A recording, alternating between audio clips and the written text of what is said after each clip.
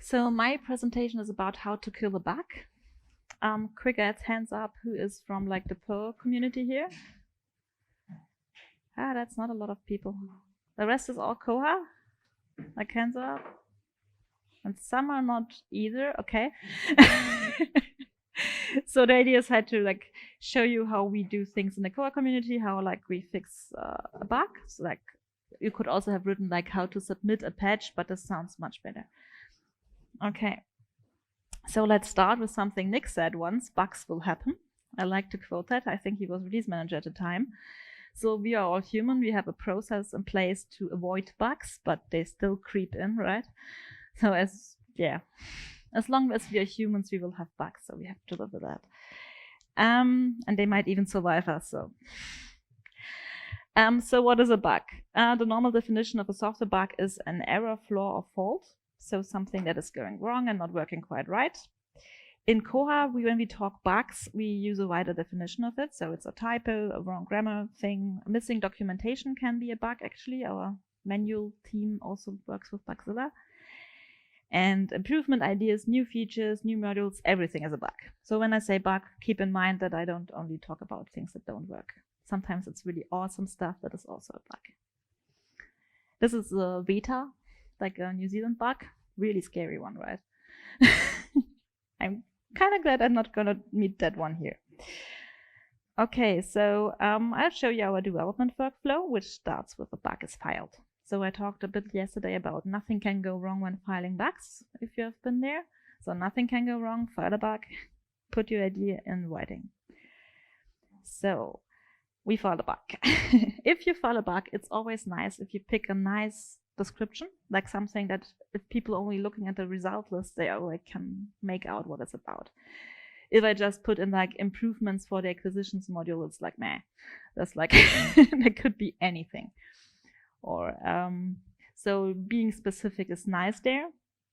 And there's an awful lot of fields in Bugzilla that we don't use. So actually you only need like the product, which is the first thing you pick. Then you need the component, which is like the part of Koha this applies to. This bug is for notices, which means all the information we send out to the patrons, either printed or via text message or usually as email.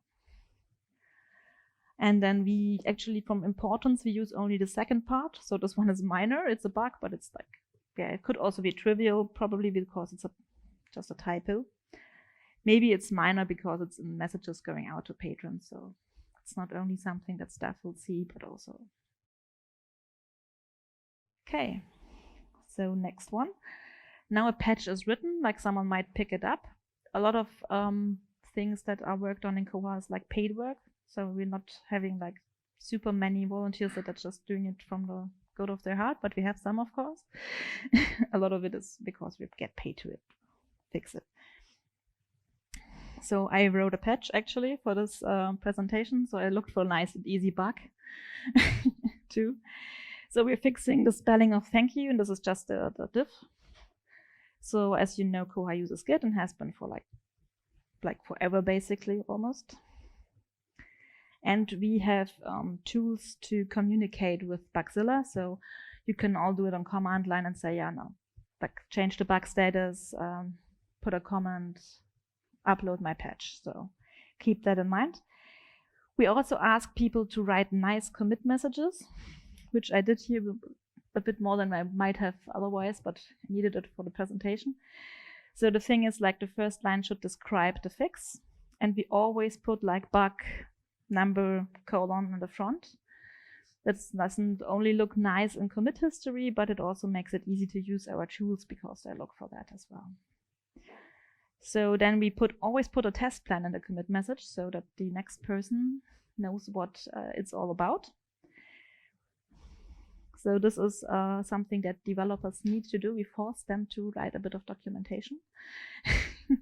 And you can get failed if you don't, so keep in mind. Then we upload the patch to Bugzilla. As I mentioned before, we use a tool for that. It's called Git BZ. So it makes it easy to interact and you don't have to like go via the GUI. Before we had it was really annoying if there was like multiple follow-up patches and I have like for each and every one. No, we're not doing that anymore. I'm very thankful. And then the status of the bug will be need sign-off, which is calling out to our testers. So next step is an independent tester needs to test. So what is an independent tester? It's someone who's preferably not working at the company or the institution that wrote the patch. So someone from outside who has like a fresh view on it. If the patch is not good yet, it goes to fail QA. Fail QA can also be if there's an open question, like the tester got stuck with the test plan. So it doesn't necessarily mean that something needs to be fixed, but it could be. If it is signed off, we put a nice sign-off line in the patches. I don't have a screenshot of that, and then we re-upload to Bugzilla again. It's now signed off. Actually, a nice person in Germany did it for me, Alexander Wagner. And I asked, I needed this for the presentation, can you please sign off? So thank you for that. Now the patch has the status of signed off. So next step in the workflow. Now the patch goes to the QA team. So the independent tester, we encourage libraries and librarians to test because they can tell us if it makes sense. Like, is the workflow good? Like, can they understand how it works? Is it useful? Needs the button to be somewhere else? It's supposed to have that kind of perspective on it. And the QA team will also look at the source code. Like, we'll look if certain rules are kept and if it makes sense in looking at the code base, like it's consistent with how we do things. If it is not good, it is failed QA again. If it is good, it will be passed QA. Get another sign-off line into it. And if we pass QA, we also re-upload the patch to Bugzilla. So all the history is kept there.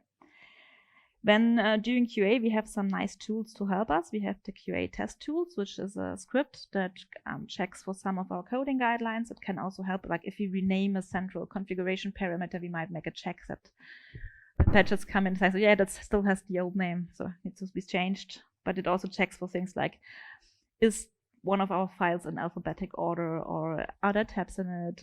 And recently we added a Perl tidy file to the Koha repository after we finally agreed on some rules. And now it also complains if the files are not tidy. So we get to tidy the files. It's very useful because it does a lot of checks that you otherwise would have a hard time to do. We also have a lot of coding guidelines that are listed on our wiki. Put the slide here. There is also always links at the end of my presentation, so if you want to look up any of that, you'll find it there. We have a lot of technical coding guidelines, but we also have things like gender neutral code comments. So we try to, there's a lot of things to read there, but it's not as bad as it might sound. Okay, if QA team is happy, then it goes to the release manager, who can also put it to fail QA if they don't like it.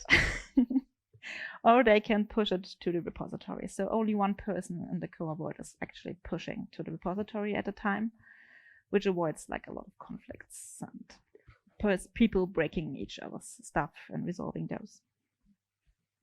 And then the bug is dead, hopefully. So we track progress on bugs and also the success on our dashboard. So that's a really nice tool if you want to know what to pick. And we also use it there's a link to the queue of patches waiting for sign-off, and there's a link to patches waiting for QA. So that's my queue as QA manager and my team, like Nick. I see you. Also gives a random bug and a lot of other fun stuff, and it's also showing you how much you did in a year and how much you did in a month. So yeah, a bit of gamification going on there too. And what you also see is in the last column here on the right is some new features. So we can see you can see when something new is pushed.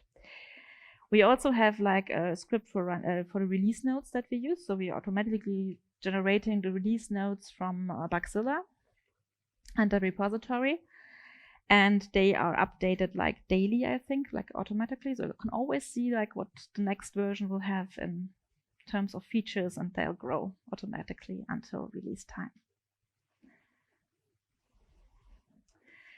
We like to avoid zombie bugs, bugs that get resurrected and come back to haunt you. So no zombie bugs. Something that helps with that is a growing number of unit tests. So every time something is changed in a core method, we require a unit test. Also for bug fixes, we have regression tests. And we use Jenkins to run those. So every time something is pushed to the repository, it will be running the test suite on different OS and with, I think, different versions of Elasticsearch and OpenSearch. So there's a whole bunch of nodes that are used to do that. And if you want to keep the release manager happy, you fix anything you break that, is turned up by that after it was pushed. Or you get grumpy at you eventually. Okay, so a question that is often asked too is, when can I have it? So now I killed the bug, and now when can I have like my fix? Koha does like 2 feature releases every year in May and November, and there is a typo there. We ignore that. And we also so May and November, and we reflect that in the version number, which should not be anything new to you because we haven't like invented that scheme. We also did now our first official LTS version, which will be maintained for a longer time. It's the 22.11 one. So we hope that for people who don't want to update that often, we can ensure that they get security fixes for a longer time. We maintain up to 4 versions at the same time of the other versions, and they get monthly bug fix releases. So we have a set of release maintainers, and they pick from the master branch everything that is a bug fix, and some enhancements, it's up to them, but usually it's bug fixes, and put them in the older versions. So if you fix a bug, there is a chance you will have it after no longer than a month. The month would be the worst case, usually in between somewhere. We don't use, we do roadmaps, but roadmaps are more like agreements on what we want to work on. That's not set in stone. If something isn't finished in time for release, we will still do the release, because with many people working on the same thing, if you always have to wait for someone or some promised feature, it will take forever or never happen, and there will be disagreements. And we don't do that. So if something has gone through the QA process in time, it will be in the release, and you can always check what will be in there using the release notes, for example. So you have a growing roadmap instead of one that is preset. Okay, so I'm probably way too fast again, so ask me many questions. But I wanted to say that no insects were harmed in the making of this presentation. Only killing software bugs. So, thank you.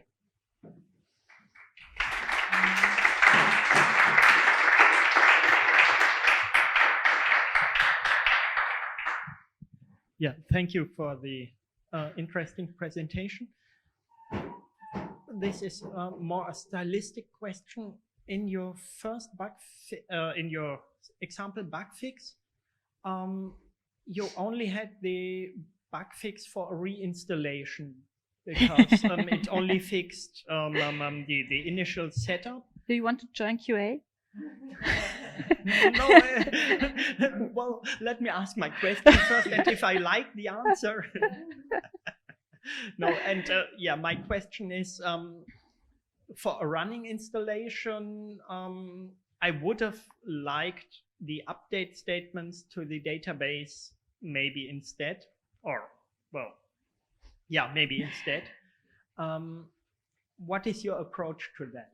Yeah, I was going, and it's good you asked that question, because I was going to say that I might have failed QA with this one if my the QA team was paying attention. They might fail this patch. I kept it simple for the presentation, but there should be an update statement, I think. Yeah, because we always have to think about 2 things, like when someone installs Koha fresh, and then when someone updates. There is some kind of here gray area. If do you want to touch notices that someone might have worked on? Do we want to change a text someone has adapted?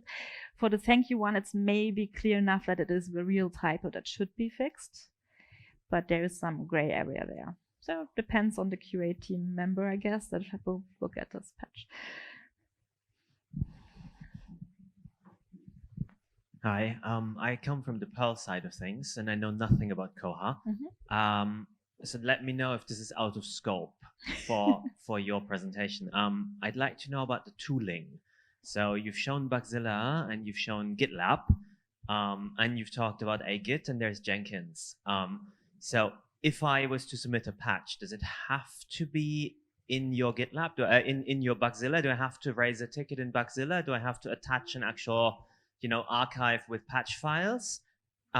Or is there a public GitHub or GitLab where I can just raise a ticket with means that are much more familiar to me now, and I can just send a pull request, which I think would be, well, I as an open source maintainer who has lots of modules on GitHub, I guess today the hurdle of entry for someone to submit patches just seems much lower than if I'm confronted with a Bugzilla. How do you handle that?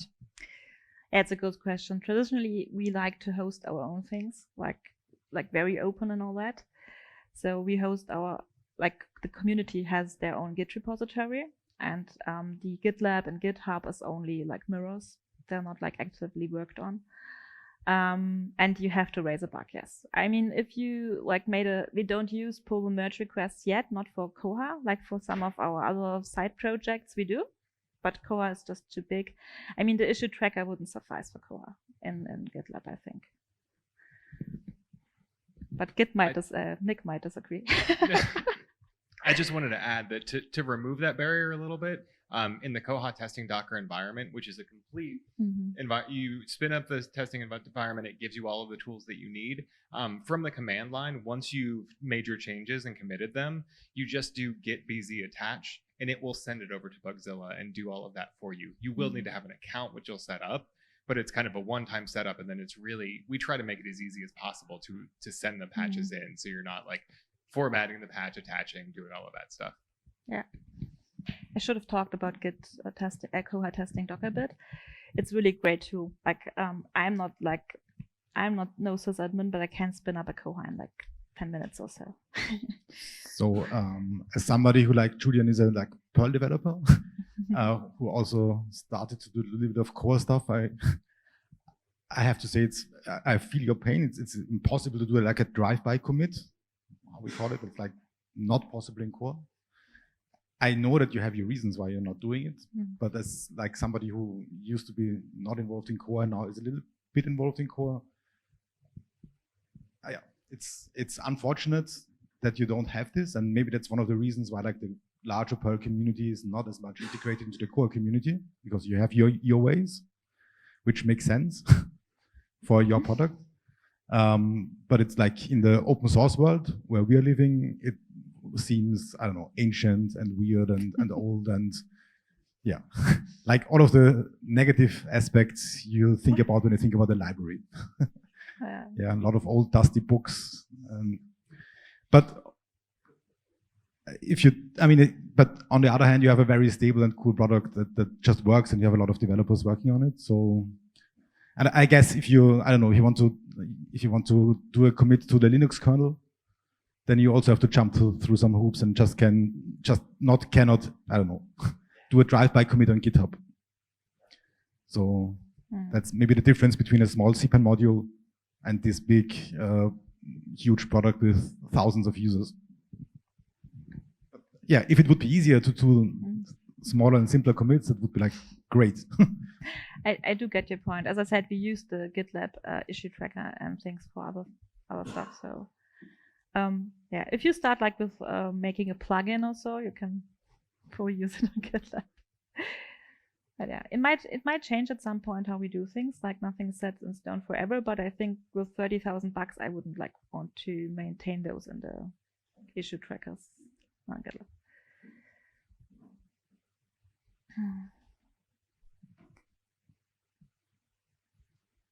Okay.